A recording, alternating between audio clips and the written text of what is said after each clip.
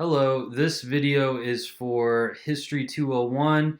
It's Tuesday at about 2:45-ish p.m. I'm recording this video to go over what you should be doing by the end of the week, and then just some general announcements and things like that. First and foremost, I hope everyone's doing well as we approach the final weeks of the semester. Always a stressful time for you all, especially with the pandemic. On top of that, I understand that it's very chaotic right now and difficult. Which leads me to the next point. On Monday, I sent out that email and I posted a revised syllabus, an updated syllabus, if you will. And the updated syllabus, as I mentioned in the email, and then if you've looked at it, you can see the new due dates for things, etc., is that I've also removed the quizzes that normally would be given on Mondays. And you've been doing those these last couple of weeks, and I appreciate all the effort you've put into that. You all have done well on those for the most part, right? So I really appreciate the hard work you put into the class. Even though, we've had this transition online, I've tried to make it as seamless as possible by maintaining the quizzes on Monday and then having the music analysis responses on Thursdays. But then over this weekend, I decided you all have been working hard and you need to start focusing on really finishing out your final narrative project. So I want you to devote more time to that, which is why I removed those last couple quizzes, moving forward to the end of the semester. Now on Mondays, though, even though you no longer have quizzes due, you should still be watching the videos that I post, the crash course videos that serve as an analog for lectures. They're short videos, so I hope you're watching them, and then I hope you're watching these so that you can get these updates. But yeah, so on Mondays, just kind of spend that extra time you would spend on the quiz focusing on your final narrative project and then watching the videos, etc. Now this video, as I mentioned, is for what you should be thinking about moving forward toward Thursday.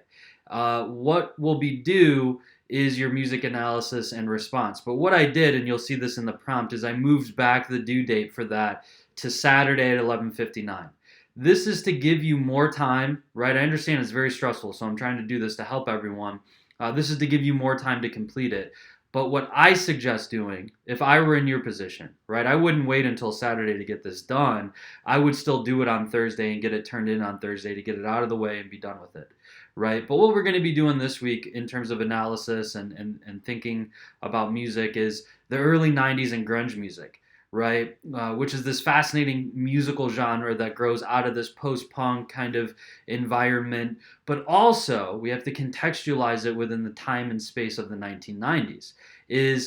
Now, grunge music starts before 1990. It starts in the late 80s, but it gains popularity during the early 1990s. So in that time and space, right, the United States has emerged victorious from the Cold War. There's this idea now that we are the sole superpower, the global hegemon, right? It's this golden age that America has won out, and that America's vision for humanity, will be spread everywhere. Now, we saw in rap music how the hip-hop artists and how the musicians offered this critique to real issues that had defined the United States. Grunge music will do the same thing. These musicians, in similarity with hip-hop artists, are also critiquing, right, a dominant American society. There's a lot of anxious kind of energy or anger that's associated with grunge music. And remember that grunge music is popular amongst the youth, mainly white youth. So you can see here another kind of angle as to, at the same time, hip-hop music is reacting to dominant society. So too is grunge music. And it's one of the most popular forms of rock music of the early 1990s. And you've probably heard, Nirvana and Pearl Jam and different bands from this time period. So grunge music grows in popularity. And what you'll do for your analysis and response is first read this article from the early 1990s. It's from the New York Times, so it's a primary source, about grunge fashion, right? Fashion is vital to grunge music, just as it is for other genres as well. But in particular, right, streetwear and things like that is very important for grunge music. And this, I didn't intend to do this, but I'm wearing flannel right now, which is a popular kind of uh, fashion style for grunge musicians during this time. I didn't mean to do that. It just so happened to be a coincidence. Um, but yeah, so you'll read this primary source that talks about grunge fashion. It also gets into some points about musicians and like Kurt Cobain and other grunge artists at the time. So this is from the early 1990s. So this is a primary source. And then what I ask you to do is at least read the lyrics. You don't have to listen to any songs, but at least read the lyrics to some grunge songs. And I put a link to Smells Like Teen Spirit by Nirvana with the music video there as well. And then I also posted a link for a famous performance that Nirvana did as well for MTV's Unplugged, where they covered Leadbelly's classic song, Where Did You Sleep Last Night? And so you can watch and listen to those or just read lyrics and do some research on the lyrics to grunge songs, famous grunge songs. And think about all of that working together, the fashion, the images of grunge, right? Coupled in with the lyrics. And if you're listening to it, the sounds, right? If you are listening to it, turn it up loud. Grunge music is made to be listened to, with the volume turned up. But get a feeling for that, right? And think about, how this music is emerging during this time of the early 1990s when it's supposed to be this golden age, right? Well, what the heck is everyone upset about then? Why are the youth upset? It seems almost like it's a replay of the 1960s with young people, right, going out against the system and doing all of these things. I want you to think about that. And then in your response, it's very open-ended, and you'll see that in the instructions, right, is that focus on grunge fashion, grunge style, grunge aesthetics, right, all of these different things, and just think about it. And just write about 500 words about your reactions to it. Now, you could even cover how maybe you wear grunge fashion. Consciously or unconsciously, right? Unconsciously, I look like a grunge person now because of the quarantine. I haven't, shaved and done basic kinds of things I would do normally. So I'm more disheveled looking, right? That is the street style of grunge. And it goes back to the older Pacific Northwest lumberjack style that they adopt and all working class identity. But you get the picture, right? So you could talk about how you personally continue grunge style.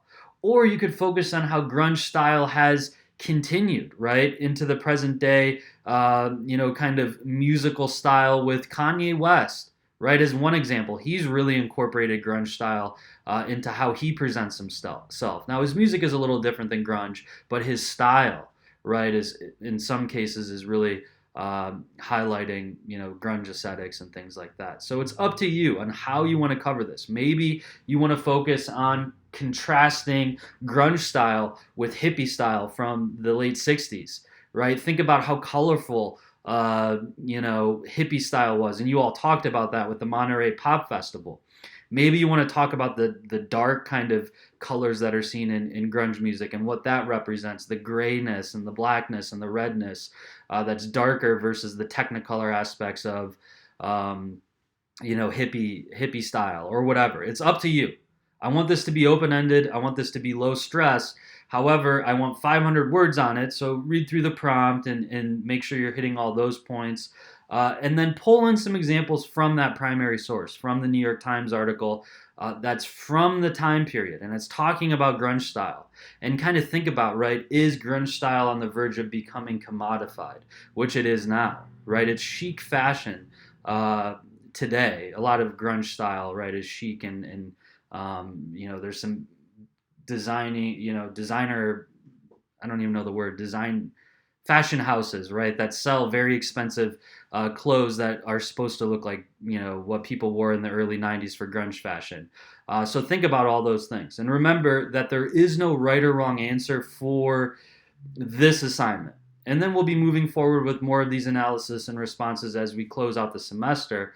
But there is no right or wrong answer. I just want you to engage with the primary sources, engage with the lyrics of the songs or the performances, the visuals, the sounds, whatever it is you want to do is up to you. Just make sure you hit those points in the prompt. So if you have any questions, just reach out to me. I'm going to go ahead and get this posted, and then it'll do the closed captioning thing. And you can start on the analysis and response today. I mean, it's Tuesday. Um, it's designed to be done in 75 minutes as if we were in class. So you can wait until Thursday and do it. Or you can start it on Saturday if that's what you want to do, because it's not due until 11:59 on Saturday. But I say just get it out of the way on Thursday, right?